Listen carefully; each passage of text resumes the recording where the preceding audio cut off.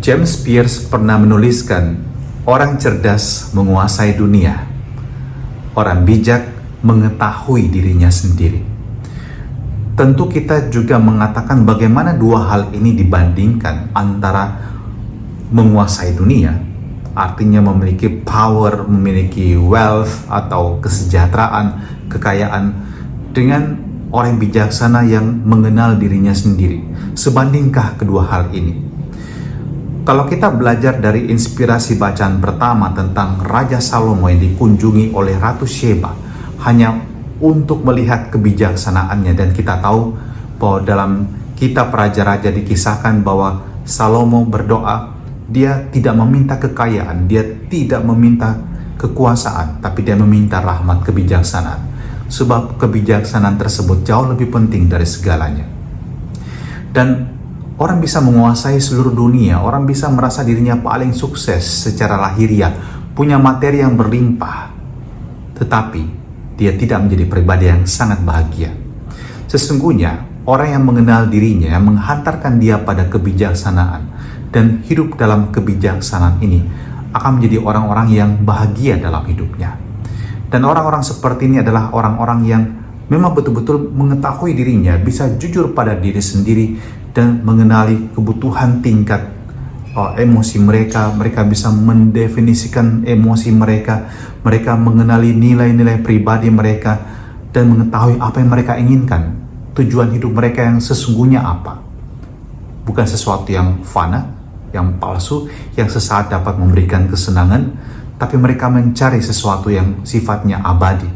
Dan yang tidak kalah penting adalah bahwa mereka berani juga untuk mengkoreksi diri sendiri atau mengoreksi diri sendiri dan mengakui kesalahan. Dan mereka juga bisa terbuka kepada orang lain, tentu pada trust people, orang-orang yang Anda percaya, Anda bisa terbuka dan ngomong apa adanya. Dan orang-orang seperti ini mau belajar dari kesalahan mereka, dan mereka akan bertumbuh di dalamnya, dan kemudian terus bekerja, melangkah, menjalani hidupnya untuk mencapai apa yang mereka cita-citakan. Dan mereka punya visi ke depan yang baik tentang apa yang mereka harus perjuangkan, yang luhur dan mulia. Dan yang tidak kalah penting adalah bahwa mereka dengan semakin mengenal diri, semakin menyadari tujuan hidupnya, mereka adalah orang-orang yang tekun untuk berbuat baik.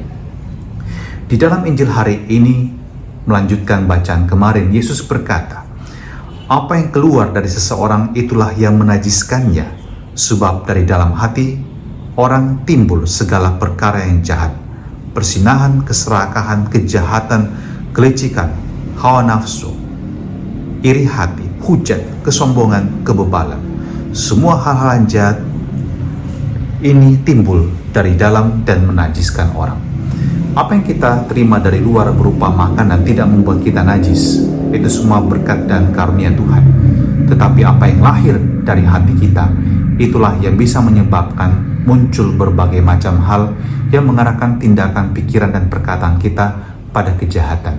Maka mari kita belajar untuk hidup bijaksana.